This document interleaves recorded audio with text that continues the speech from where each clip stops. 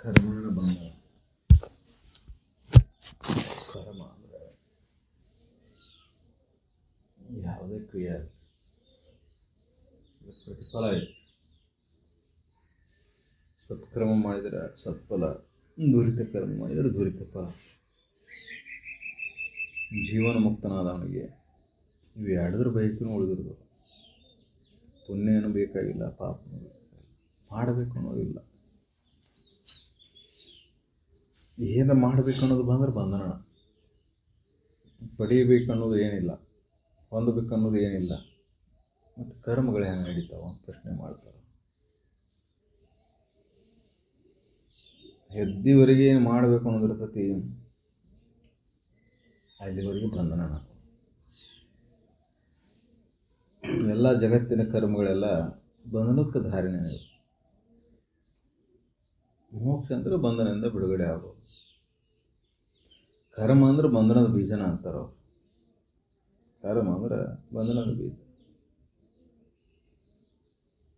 ಮತ್ತು ತಾನು ಆತ್ಮನ ಅರಿವು ಸದ್ವಸ್ತುನು ಅಂತ ತಿಳಿದ ಮೇಲೆ ಜಗತ್ತಿನಾಗ ಪಡಿಬೇಕನ್ನೋದು ಏನೂ ಇಲ್ಲ ಅಂತ ಉಳಿದ ಮೇಲೆ ಕರ್ಮರ ಹೆಂಗೆ ನಡೀತೈತಿ ಅಂತ ಪ್ರಶ್ನೆ ಮಾಡ್ತಾರೆ. ಕರ್ಮರ ಹೆಂಗೆ ನಡೆಯೋಕ್ಕೆ ಸಾಧ್ಯ? ಅದು ಅರ್ಥಾತ್ ಏನಪ್ಪ ಅಂದ್ರೆ, ಕರ್ಮಗಳು ನಡೀತಾ ಇದ್ರೂ ಸದೇಕ ಆ ಕರ್ಮದಲ್ಲಿ ನಾವು ಭಾಗಿಯಾಗಿರ್ಬೋದು. ಶರೀರ ಕರ್ಮಗಳು ನಡೀತಿರ್ತಾವೆ. ಹೆಂಗೆ ನೀನು ನಡ್ಕೊಂತ ಹೋಗೋ ಬೇರೆ ವಿಚಾರದ ಮಗನಾದರೂ ಕಾಲು ನಡೀತಿರ್ತಾವೆ, ನೀನು ಬೇರೆ ಕಡೆ ಇರ್ತೀವಿ. ಕಾಲ ನಡ್ಕೋತ ಹೋಗ್ತಿರ್ತಾವೆ. ಮಾಡ್ತೇನೆ ನಡೀತೇನೆ ಅನ್ನೋ ಭಾವ ಇಲ್ಲ, ಅಲ್ಲಿ ನಡೀತಾ ಇರ್ತೀವಿ. ನಡೆದಿದ್ದ ಸುಳ್ಳು ಅಂದ್ರೆ ನಡೀತೈತಿ. ಯಾವುದು ನಡೆಯಾಕತ್ತೈತಿ? ಶರೀರ ಕಾಲ ನಡೆಯಾಕತ್ತೈತಿ. ಆದರೆ ನಿನಗೆ ಆ ಕರ್ಮದಲ್ಲಿ ಭಾಗಿಯಾಗಿಲ್ಲ. ನೀನು ಎಲ್ಲಿ ಭಾಗಿಯಾಗಿ? ಎಲ್ಲೋ ವಿಚಾರದಲ್ಲಿ ಮಗ್ನಾಗಿ ಅಲ್ಲಿ ಭಾಗಿಯಾಗಿ. ಈ ಕರ್ಮಗಳ ಇವು ನಡೀತಾವಲ್ಲ, ಯೋಗೀಶ್ವರನ ಆದವನಿಗೆ, ಜ್ಞಾನಿ ಆದವನಿಗೆ ಹಂಗೆ ನಡೀತಿರ್ತಾವೆ. ಇವೆಲ್ಲ ನಡೀತಿರ್ತಾವೆ, ಹಾಗೆ ಇಲ್ಲ. ಅದಕ್ಕೆ ಇಲ್ಲಿ ಅವರು ತಿಳಿದ ಮೇಲೆ ಅಂಥ ಕರ್ಮಗಳು ನಡೆಯೋದಿಲ್ಲ. ತಿಳಿದ ಪೂರ್ವದಲ್ಲೇ ನಡೆದಿರ್ತಾವೆ. ತಿಳಿದ ಮೇಲೆ ನಡೆದಾವಂದ್ರೂ ಸುದಕ್ಕೆ ಸಂಸ್ಕಾರ ಬಲದಿಂದ ಶರೀರದ ಕರ್ಮಗಳು ಕೆಲವೊಂದು ನಡೆದಿರ್ತಾವೆ. ಅದರೊಳಗೆ ಭಾಗಿ ಇರೋದಿಲ್ಲ ಅಷ್ಟೇ. ಅದಕ್ಕೆ ಈ ಕರ್ಮಗಳ ಬಂಧನಕ್ಕೆ ಕಾರಣಕ್ಕೆ ಅಂದಮೇಲೆ ಈ ಕರ್ಮದ ಮೇಲೆ ಮೋಹ ಯಾಕೆ? ಈ ಕರ್ಮಗಳಿಂದ ಬಂಧನ ಕಾರಣ. ಕರ್ಮ ಸಿದ್ಧಾಂತ ತಿಳಿಯುವವರಿಗೆ ಅಷ್ಟೇ. ತಿಳಿದ ಮೇಲೆ ಕರ್ಮದ ಕಾಟ ಹೋಯ್ತು. ಅದಕ್ಕೆ ಇನ್ನೊಂದು ಪದ್ಯದಾಗ ಹೇಳ್ತಾರೆ, ನಿಜವನ್ನು ಅರಿತ ಯೋಗಿಗೆ ಯಾವ ಕರ್ಮದ ಕಾಟ. ಅಂದ್ರೆ ಕರ್ಮ ತಿಳಿದ ಮೇಲೆ ಕರ್ಮವಾಗಿ ಉಳಿದಿರೋದಿಲ್ಲ.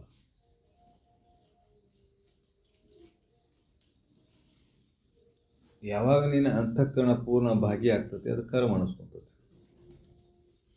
ಶರೀರದಿಂದ ಮಾಡೋದು ಕರ್ಮ ಅಲ್ಲ. ಶರೀರದ ಜೋಡಿ ಅಂತಃಕರಣ ಬೆಸ್ಕೊಂಡು ಏನು ಮಾಡ್ತೀರ ಅದು ಕರ್ಮ. ನಡ್ಕೊಂತ ಹೊಕ್ಕಿರ್ತೀವಿ, ಕಾಲಾಗ ಸಾವಿರಾರು ಲಕ್ಷ ಗಂಟೆ ಜೀವಗಳದಾವ ಭೂಮಿ ಮೇಲೆ. ನೀ ಕೊಲ್ಲಬೇಕಂತ ನಡೆಯಾಕತ್ತಿಲ್ಲ ಅವನು, ನೀ ನಡಿಬೇಕಂತ ನಡೆಯಾಕತ್ತಿ. ಇಚ್ಛಾ ಇಲ್ಲ ನಿನಗೆ ಕೊಲ್ಲೋದು, ಅದು ಕರ್ಮ ಅನಿಸ್ಕೊಳೋದಿಲ್ಲ. ಜೈನರು ಇದನ್ನು ಅತಿಯಾಗಿ ದುರ್ಬಳಕೆ ಮಾಡ್ಕೊಂಡಾರ, ಅತಿಯಾಗಿ ಅಂಧಕಾನಕ್ಕೆ ಮುಳುಗ್ಯಾರ.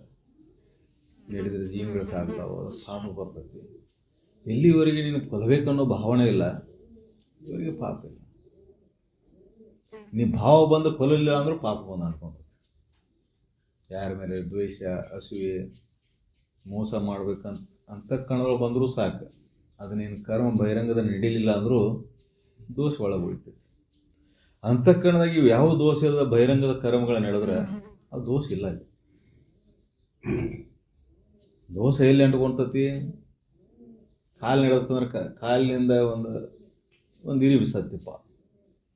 ದೋಸೆ ಕಾಲಿಗೆ ಅಂಟ್ಕೊಂತತೀವೋ ಅಂತಕ್ಕನ್ನ ಕಟ್ಕೊಂತತೀವೋ? ಕಾಲಿಗೆ ಏನಿಲ್ಲ ಅದಕ್ಕೆ. ಅಂತಃಕರಣ ಕಣ್ಕೋಬೇಕು. ಅಂತಃಕರಣಕ್ಕೆ ಯಾವಾಗ ಅಂಟ್ಕೊಂತತಿ? ಕೊಲಬೇಕನ್ನು ಇಚ್ಛಾದಿಂದ ಮಾಡಿದ್ರೆ ಅಂತಃಕರಣ ಕಣ್ಕೊಂತ. ಇಚ್ಛಾ ಇಲ್ಲ, ಬಯಕೆ ಇಲ್ಲ, ಅಲ್ಲಿ ಕಡೆ ಲಕ್ಷಣ ಇಲ್ಲ, ಭಾವನೆ ಇಲ್ಲ. ನಿನ್ನ ಭಾವದಾಗ ಕೀಡ ಬಯಸಬೇಕನ್ನೋ ಭಾವನೆ ಇಲ್ಲ. ಯಾವ್ದಾರ ಒಬ್ಬ ಜೀವಿಗೆ ಏನೋ ಉಪಕಾರ ಮಾಡ್ಬೇಕಂತ ಮಾಡಿರ್ತಿ, ಇಲ್ಲ ನೀವು ಮಾಡೋ ಹಂಗೆ ಮಾಡಿರ್ತಿ, ನಿನ್ನ ಭಾವದಾಗ ಇಲ್ಲ ಇಲ್ಲ. ಅದು ಪಾಪ, ಅದರಿಂದ ಆ ಘಟನೆಯಿಂದ ಘಟಿಸ್ತಕ್ಕಂಥ ಯಾವುದೋ ಫಲ ಇರಲಿ, ಅದು ಕೆಟ್ಟದಿರಲಿ ಒಳ್ಳೇದಿರಲಿ, ಅದು ಬಾಧೆ ನಿನ್ನೊಳಗೆ ತೋರೋದಿಲ್ಲ. ಯಾಕೆ ತೋರೋದಿಲ್ಲ ಅಂದ್ರೆ ಆ ಕರ್ಮದಲ್ಲಿ ನೀ ಭಾಗಿಯಾಗಿಲ್ಲ, ಶರೀರ ಭಾಗಿಯಾಗಿರ್ಬೋದು. ಯಾವಾಗ ಅಂತಃಕರಣ ಭಾಗಿಯಾಕತಿ, ದೋಷಗಳು ಅಲ್ಲೇ ಅಂಟ್ಕೊಂತಾವ.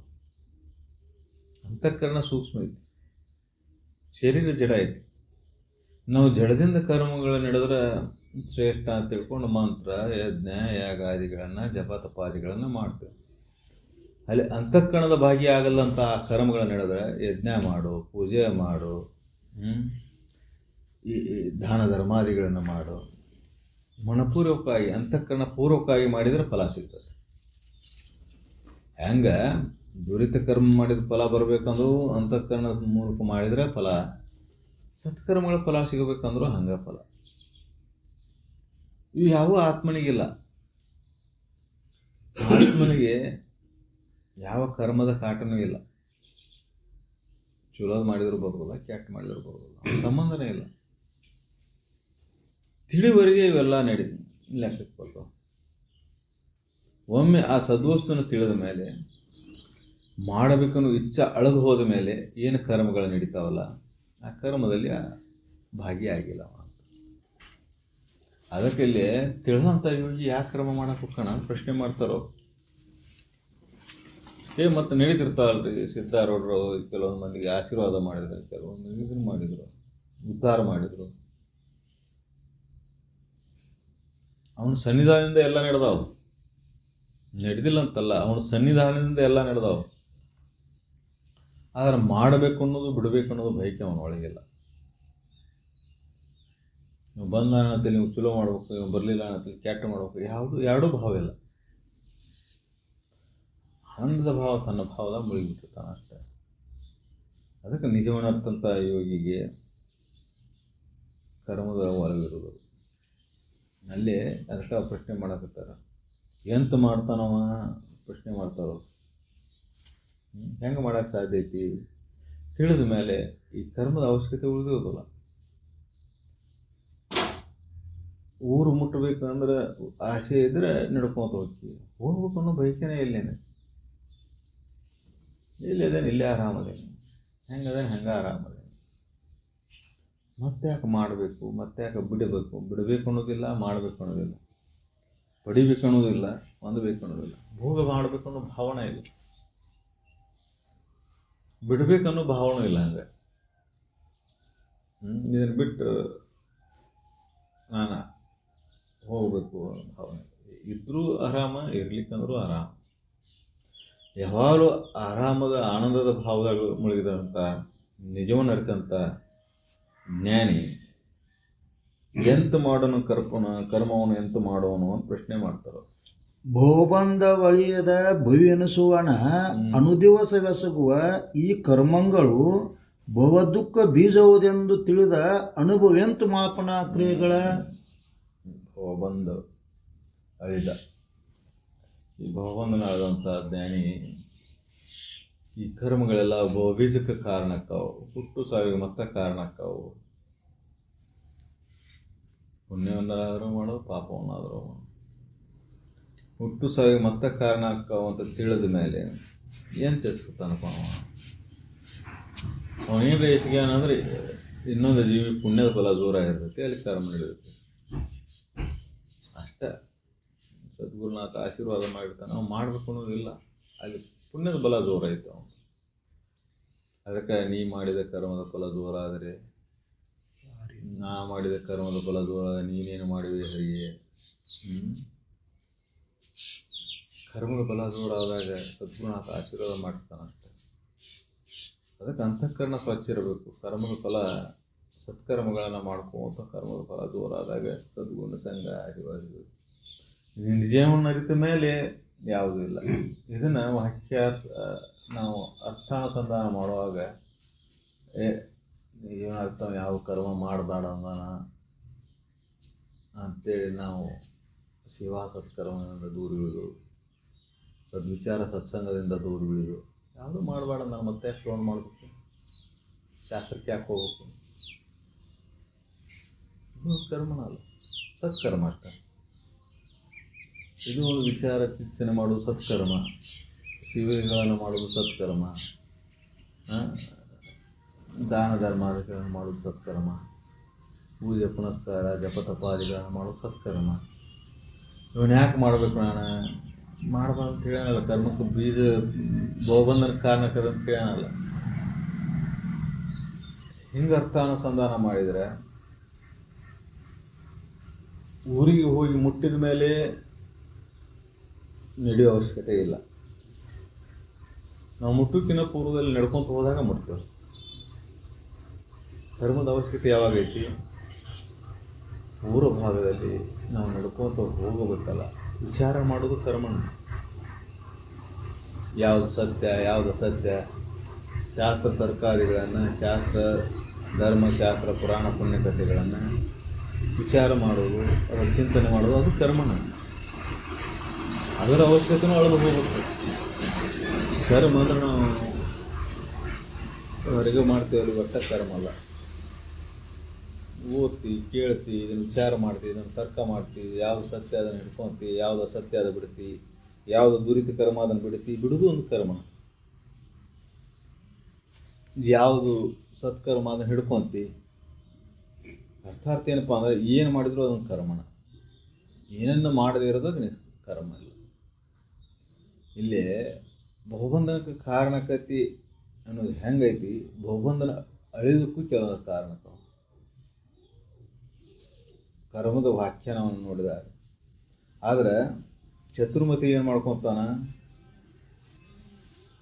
ಬುದ್ಧಿವಂತನ ಏನು ಮಾಡ್ಕೊತಾನ, ಇದನ್ನು ಅರ್ಥಾನುಸಂಧಾನ ಹೇಗೆ ಮಾಡ್ತಾನೆ. ಯಾವ ಕರ್ಮನೂ ಮಾಡಬೇಡ ಅಂದಾರ ಅಂದಮೇಲೆ ಮತ್ತೆ ಯಾಕೆ ಶಾಸ್ತ್ರಕ್ಕೆ ಹೋಗ್ಬೇಕ್ರಿ? ಮತ್ತೆ ಯಾಕೆ ದಾನ ಧರ್ಮ ಮಾಡಬೇಕು? ಮತ್ತೆ ಯಾಕೆ ಪರೋಪಕಾರ ಮಾಡಬೇಕು? ಮತ್ತೆ ಯಾಕೆ ಪೂಜೆ ಪುನಸ್ಕಾರ ಮಾಡಬೇಕು? ಮತ್ತೆ ಯಾಕೆ ಸೇವಾ ಸತ್ಕರ್ಮಗಳನ್ನು ಮಾಡಬೇಕು? ಮುಗ್ಲ ಚತುರ್ಮತಿ ಅದಾವ. ಹಿಂಗೆ ಅರ್ಥಾನುಸಂಧಾನ ಮಾಡ್ತಾನೆ. ಅವ್ರು ಹೇಳಿದ ದುರಿತ ಕರ್ಮ ಇಲ್ಲಿ ಬಂಧನಕ್ಕೆ ಕಾರಣಕತಿ, ಸತ್ಕರ್ಮನೂ ಬಂಧನಕ್ಕೆ ಕಾರಣಕತಿ ಇಲ್ಲ ಅಂತಲ್ಲ. ಆದರೆ ಸತ್ಕರ್ಮ ನಿನ್ನ ಮೋಕ್ಷದ ಕಡೆನೂ ಒಯ್ತೈತಿ.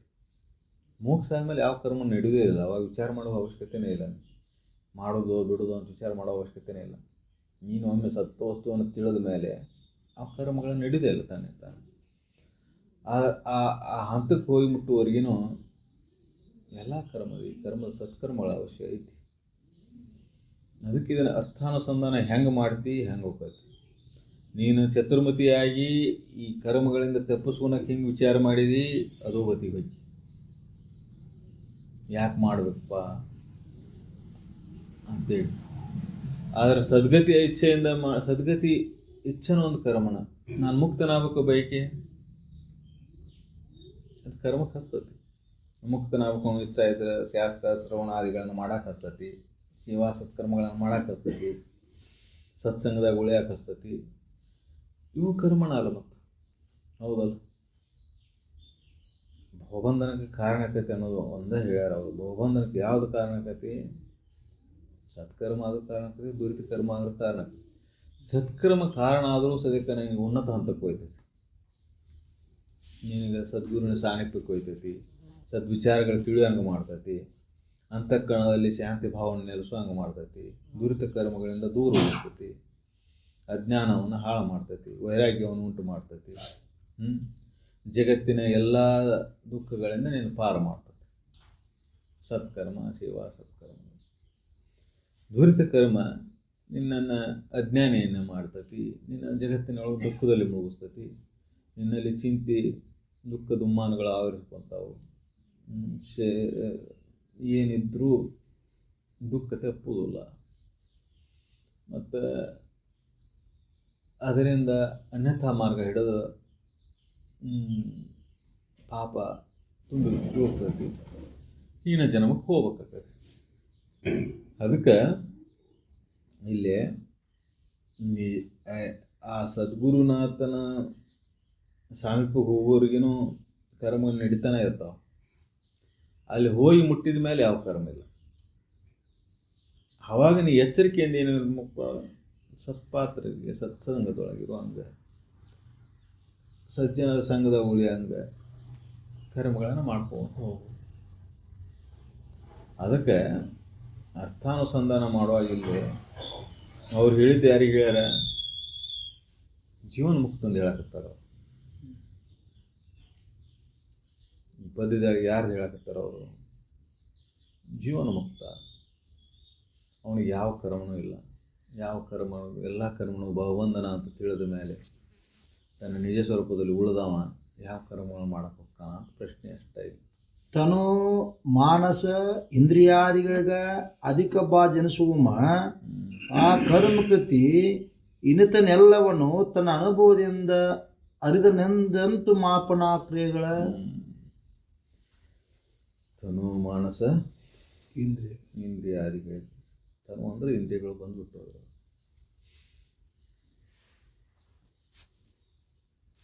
ಇವೆಲ್ಲಕ್ಕೂ ದಿಗಿಲು ಮುಗಲ ಇದು. ಕರ್ಮಗಳನ್ನು ಮಾಡಬೇಕಾದ್ರೆ ಶರೀರ ದಣಿತೈತಿ, ಮಾಡಬೇಕು ಇಚ್ಛಾ ಮನಸ್ಸು ದಣಿತೈತಿ, ಅಂತಃಕರಣಕ್ಕೂ ದಣಿತೈತಿ. ಎಲ್ಲ ಧನುವ ಇದು. ಆದರೆ ಈ ಧನುವಿನಿಂದ ಒಂದು ಸಾರ್ಥಕತೆಗೆ ಹೋದ್ರೆ ಆ ಜೀವನ ಸಾರ್ಥಕತೆ. ಈ ಸತ್ಶ್ರವಣಕ್ಕೆ ಬರ್ಬೇಕಂದ್ರೆ ಮನೆ ಅಂತ ಹೇಳ್ಕೊಂತ ಬರ್ಬೇಕು. ಶರೀರಕ್ಕೆ ಧನು ಆಕೈತಿ, ಧನು ಆಕೈತಿ ಬಿಡ ಅಂತ ಬಿಟ್ರೆ ಹೌದಲ್ಲ. ಈ ಸದ್ವಿಚಾರ ಮಾಡ್ಕೋಬೇಕಂದ್ರೆ ಅಂತಃಕರಣದಲ್ಲಿ ಮನನ ನಡಿಬೇಕು. ಮನನ ಮಾಡಿದ್ರೆ ಧನು ಆಕೈತಿ, ಇದಾಕೈತಿ ಅಂತ ಬಿಟ್ಟರೆ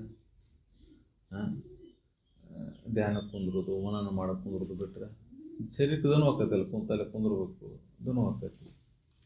ಯಾಕೆ ಧನು ಕೊಡೋದು ಇದಕ್ಕಂತ ಬಿಟ್ಟರೆ ಹಂಗಿಲ್ಲ. ಅದು ಇದು ಜೀವನ ಮುಕ್ತನಾದವನಿಗೆ ಇದು ಯಾವುದು ಮಾಡಬೇಕು ಬಿಡಬೇಕು ಅನ್ನೋ ಭಾವ ಇರೋದಿಲ್ಲ. ಈ ಜಗತ್ತಿನಾಗ ಯಾವುದು ಹಂಗೆ ಉಳಿದಿರೋದಿಲ್ಲ ಅನ್ನೋದಕ್ಕೆ ಈ ಪದ್ಯಗಳು ಹೇಳ್ಕೊಂಡು ಹೋಗ್ಯಾರ.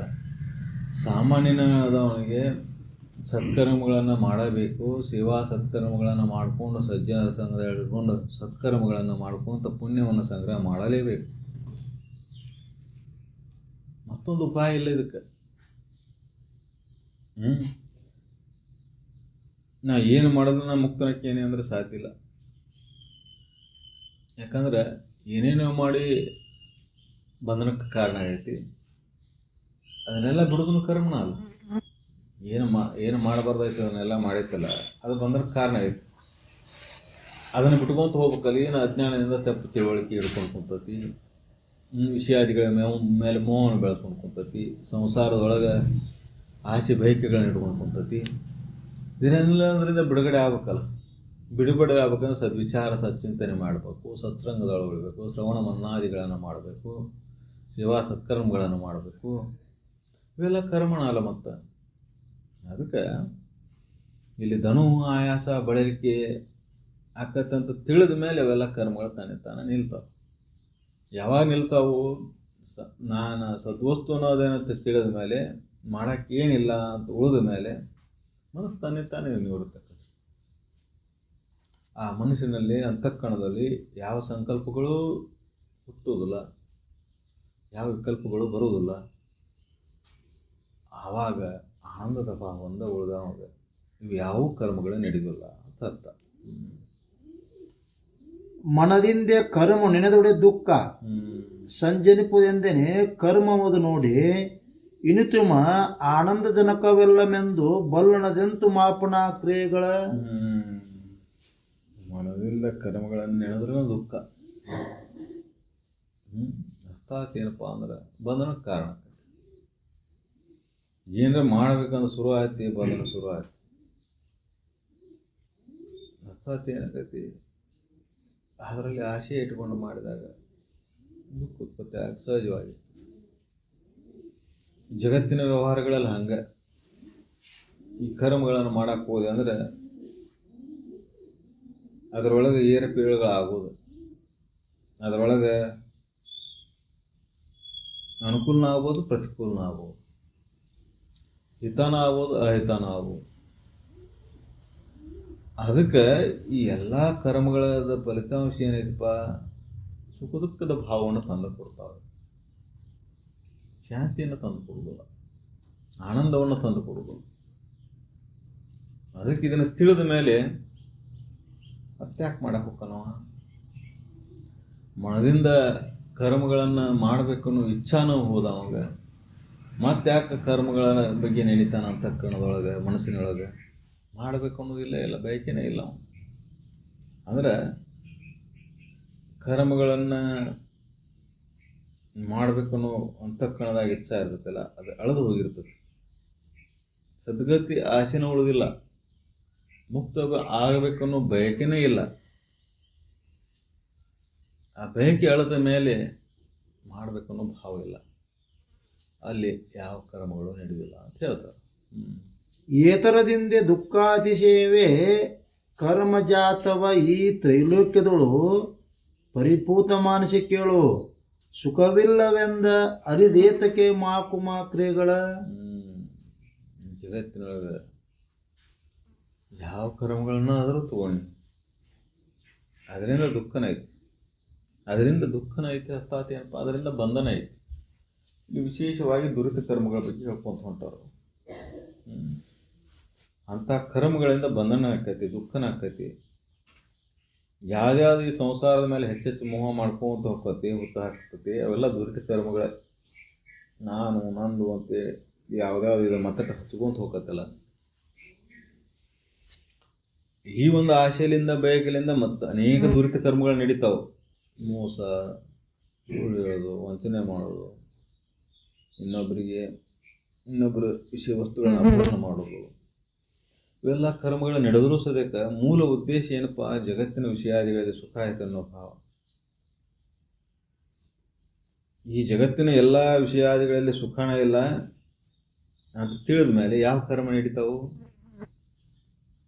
ಯಾವ ಕರ್ಮಗಳು ನಡೆಯೋದಿಲ್ಲ. ಅದಕ್ಕೆ ಈ ಕರ್ಮದ ಕಾಟ ಎಲ್ಲಿವರೆಗಪ್ಪ ಅಂದ್ರೆ ತಿಳಿದವರೆಗೆ ಅಷ್ಟೇ, ತಿಳಿದ ಮೇಲೆ ಯಾವುದೂ ನಡೆಯೋದಿಲ್ಲ. ಅದಕ್ಕೆ ನೀನೇನು ಮಾಡು, ಸತ್ಯವನ್ನು ತಿಳ್ಕೊಳಕ್ಕೆ ಮೊದಲು ಏನು ಪ್ರಯತ್ನ ಮಾಡ್ತೀಯಲ್ಲ, ಸತ್ಕರ್ಮಗಳನ್ನು ಏನು ಮಾಡ್ತೀಯಲ್ಲ ಅವನು ಮಾಡ್ಕೊತಾನೆ ಇರು. ಇದು ಜೀವನ್ಮುಕ್ತನ ಸ್ಥಿತಿಯನ್ನು ಹೇಳಿದ್ದ ಹೊರತಾಗಿ ಸಾಮಾನ್ಯನಿಗೆ ಹಿಂಗೈತೆ ನೋಡ್ಬೇಕು ಕಟ್ಟ ಕಡೆಗದ ಅಂತ ಹೇಳಿದ. ಯಾವ ಕರ್ಮದ ಅವಶ್ಯಕತೆನೂ ಉಳಿದಿಲ್ಲ ನಿನಗೆ. ನೀ ಗಂಟೆ ಬಾರಿಸ್ಬೇಕಾಗಿಲ್ಲ, ಮುಂಜಾನೆ ಎದ್ದು ಕೂಡಲೇ ಸತ್ಸಂಗ ಶ್ರವಣ ಮಾಡ್ಬೇಕಂತಿಲ್ಲ. ಯಾಕಂದ್ರೆ ಆ ಸ್ಥಿತಿಯೊಳಗೆ ಮುಟ್ಟಿದ ಮೇಲೆ ಅದರ ಅವಶ್ಯಕತೆ ಉಳಿದಿಲ್ಲ. ವೇದ ಉಪನಿಷತ್ತು ಓದ್ಕೊಂತ ಕುಂದಿರ್ಬೇಕಂತಿಲ್ಲ, ಜಪತಪಾದಿಗಳನ್ನು ಮಾಡಬೇಕಂತಿಲ್ಲ. ಅದರ ಮುಟ್ಟುಕ್ಕಿನ ಪೂರ್ವದಲ್ಲಿ ಮಾಡಬೇಕಾಗತ್ತೆ.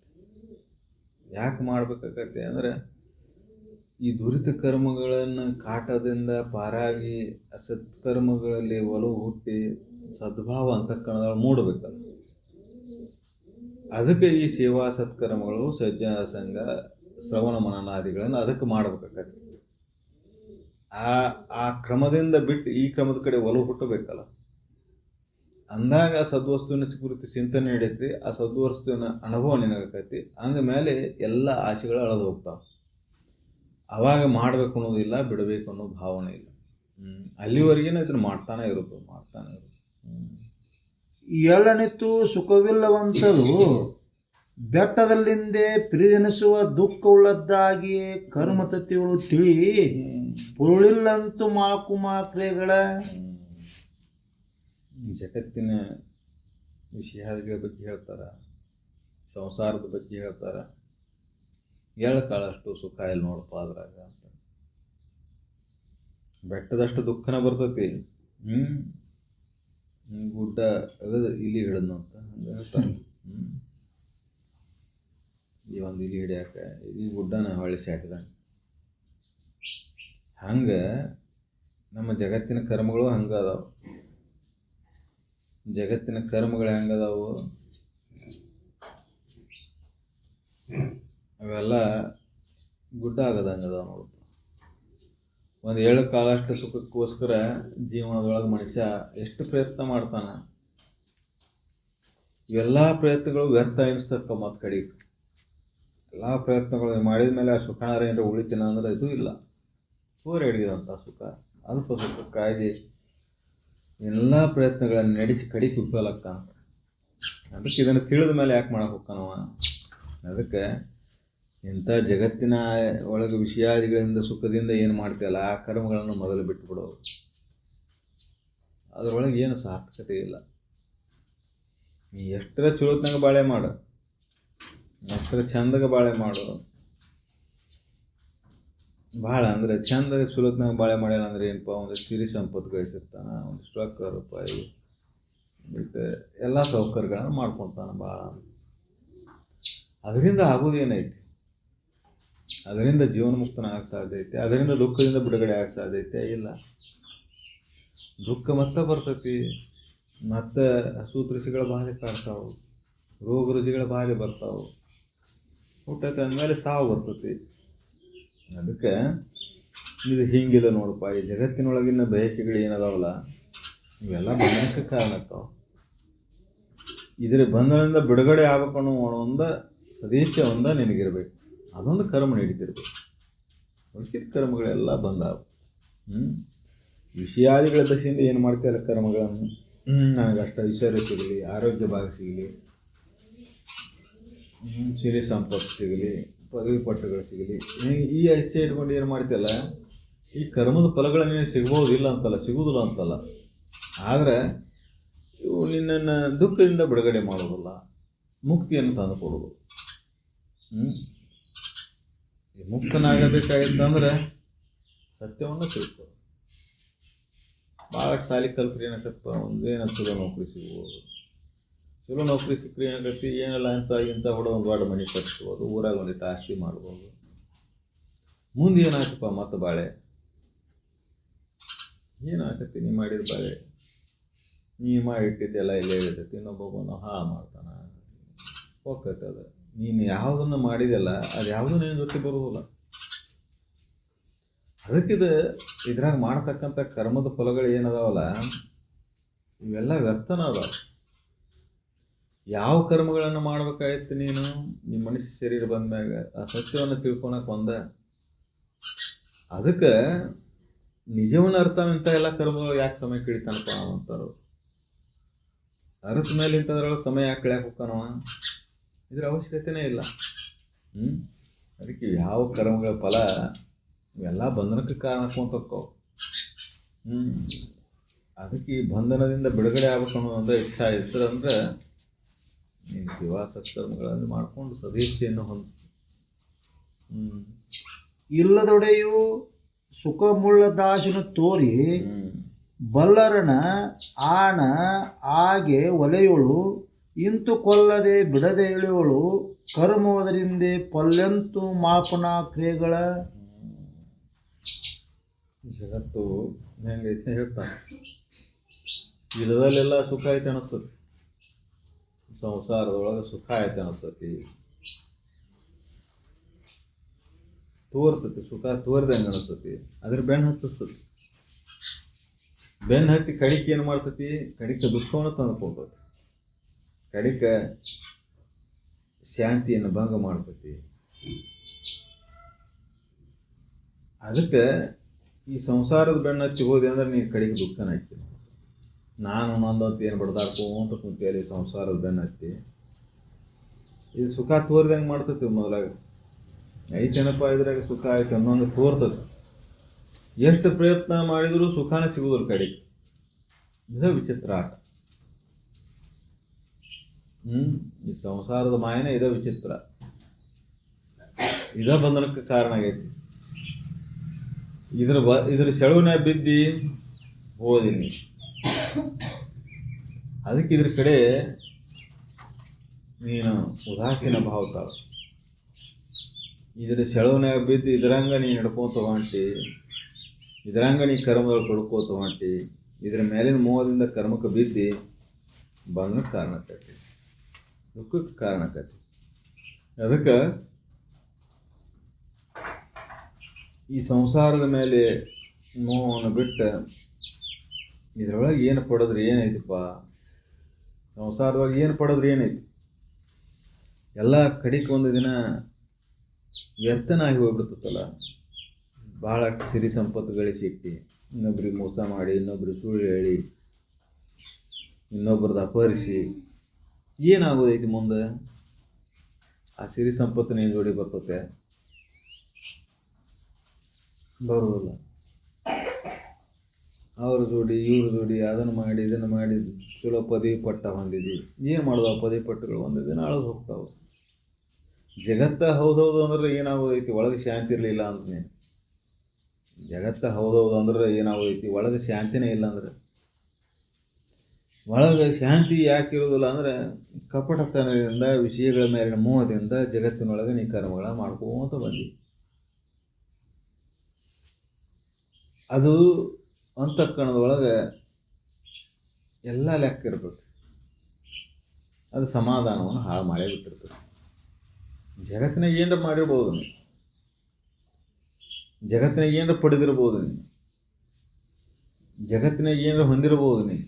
ಆದರೆ ಇವು ಅಂತಃಕರಣವನ್ನು ಶಾಂತ ಮಾಡೋದಿಲ್ಲ. ಶಾಂತ ಸಮಾಧಾನ ನಿನ್ನ ಅಂತಃಕರಣ ಆಗ್ಬೇಕಾಯ್ತಂದ್ರೆ ನೀತಿ ಧರ್ಮದ ತಳಹದಿ ಮೇಲೆ ನಡೆದಾಗ ಆಕತ್ತೆ.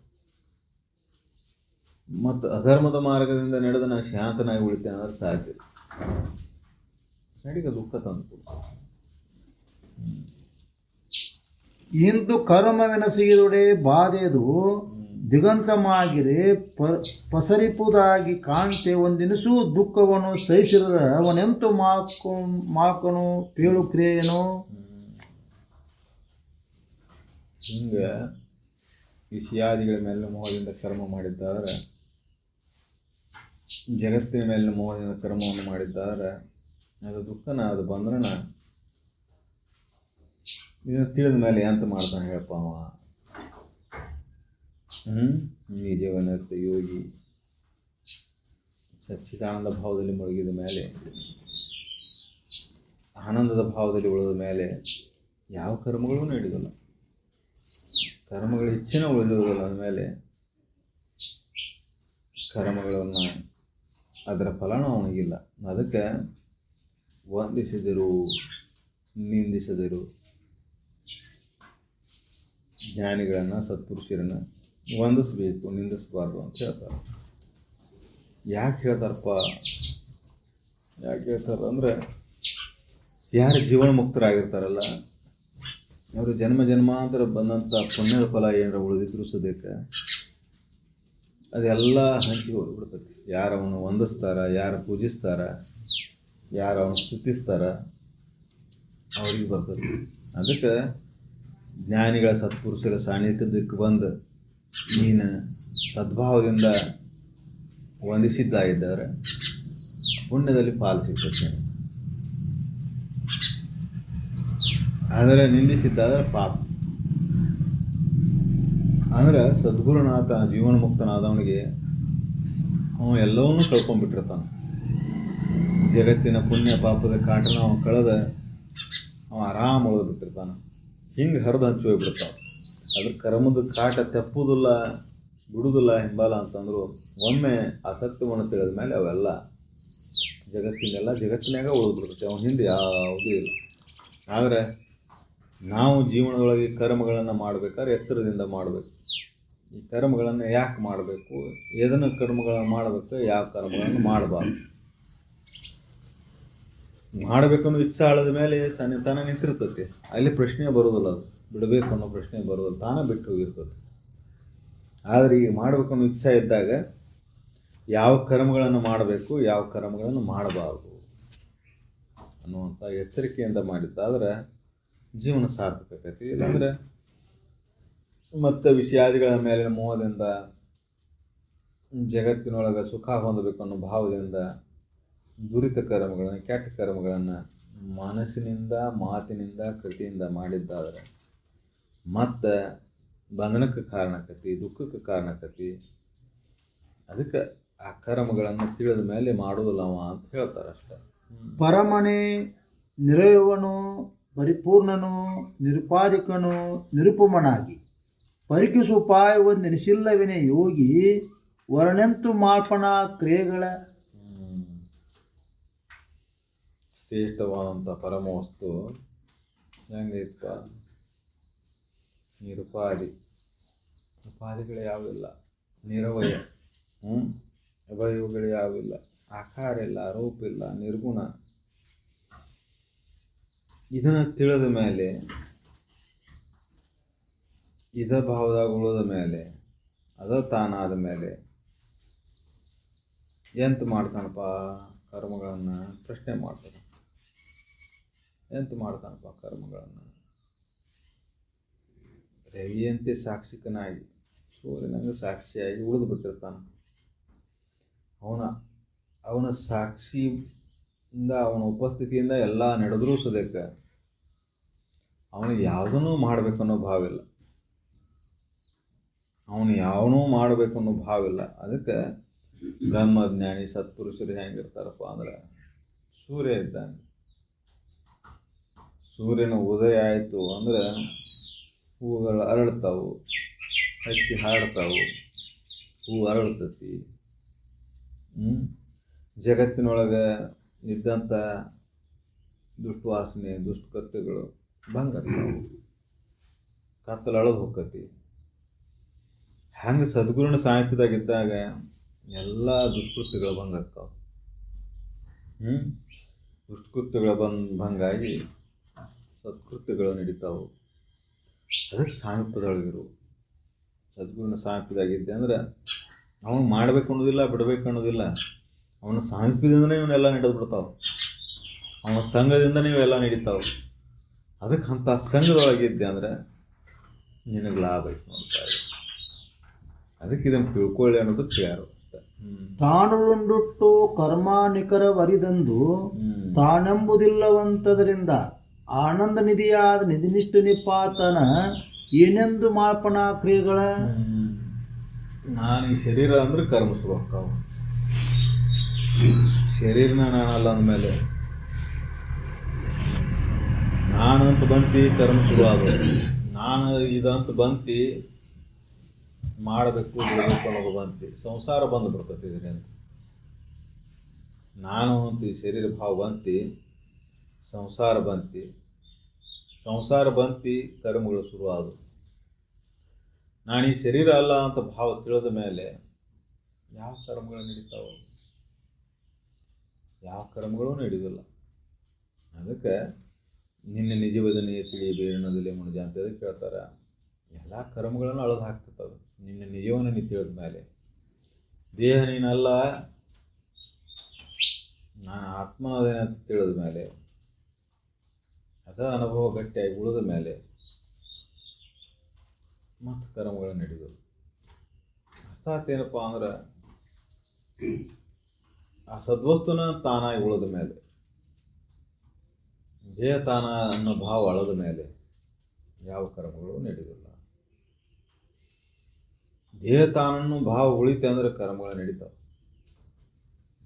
ಸಂಸಾರ ಹತ್ಕೊಂಡ್ಬಿಡ್ತತಿ, ಎಲ್ಲ ಶುರು ಆಗಿಬಿಡ್ತತಿ. ಅದಕ್ಕೆ ಇದನ್ನು ತಿಳಿದಂಥ ಯೋಗಿ ಯಾವ ಕರ್ಮಗಳನ್ನು ಮಾಡಕ್ಕೆ ಹೋಗೋದಿಲ್ಲ. ಅವನ ಸಾಮೀಪ್ಯದೊಳಗೆ ಯಾವ ಕರ್ಮ ನಡೆದಾವು, ಅವನ ಸಂಘದೊಳಗೆ ಯಾವ ನಡೆದಾವು ಅಂದ್ರೆ ಅವನ ಉಪಸ್ಥಿತಿಯಿಂದ, ಅವನ ಸಾಕ್ಷಿಯಿಂದ ಮಾತ್ರ ನಡೆದಿರ್ತಾವೆ. ಅವನ ಇದರೊಳಗೂ ಭಾಗಿಯಾಗಿರೋದಿಲ್ಲ. ಹಂಗೆ ಪ್ರತಿಯೊಬ್ಬರು ಈ ಜೀವನವನ್ನು ಸಾಕ್ಷಿ ಭಾವದಿಂದ ನಿಂತು ನೋಡಿದಾಗ ಈ ಕರ್ಮಗಳು ಯಾವ ನಡೆದರೂ ಸದ್ಯಕ್ಕೆ ಫಲಾಪೇಕ್ಷೆ ಇಲ್ಲದ ನಡೆದಿದ್ದು ಆದರೆ ಅಲ್ಲೇ ದುಃಖ ಅನ್ನೋದು ಅಂಟ್ಕೊಳೋದಿಲ್ಲ, ಬಂಧನ ಅನ್ನೋದು ಇರೋದಿಲ್ಲ. ಇಲ್ಲ ಅಂದರೆ ಈ ಕರ್ಮಗಳ ಬಂಧನಕ್ಕೆ ಕಾರಣಕ್ಕವು. ಕರ್ಮದಿಂದ ಮತ್ತು ಹುಟ್ಟು ಸಾವಿನ ಚಕ್ರ ನಡೀತೈತಿ. ಅದಕ್ಕೆ ಬಿಡುಗಡೆ ಇಲ್ಲ. ಎಲ್ಲ ಕರ್ಮಗಳು ಅಳದ ಮೇಲಿನ ಹುಟ್ಟು ಸಾವಿನ ಚಕ್ರದಿಂದ ಮುಕ್ತಿ. ಅದಕ್ಕೆ ಸತ್ಕರ್ಮಗಳಾಗಲಿ ದುರಿತ ಕರ್ಮಗಳಾಗಲಿ ಜೀವನ ಚಕ್ರವನ್ನು ತಿರುಗಿಸ್ತಾವೆ. ಮತ್ತು ಹುಟ್ಟು ಮತ್ತು ಸಾವು. ನಿಜವನಾರ್ಥಿ ಯೋಗಿಯಿಂದ ಯಾವ ಕರ್ಮಗಳೂ ನಡೆಯೋದಿಲ್ಲ. ಅವನೊಳಗೆ ಯಾವ ಫಲದ ಅಪೇಕ್ಷೆನೂ ಇರೋದಿಲ್ಲ. ಅಲ್ಲಿ ಪಾಪ ಇಲ್ಲ, ಪುಣ್ಯ ಇಲ್ಲ, ಹುಟ್ಟಿಲ್ಲ, ಸಾವಿಲ್ಲ. ಅದೇ ಜೀವನ ಮುಕ್ತ. ಓಂ ಶಾಂತಿ ಶಾಂತಿ ಶಾಂತಿ.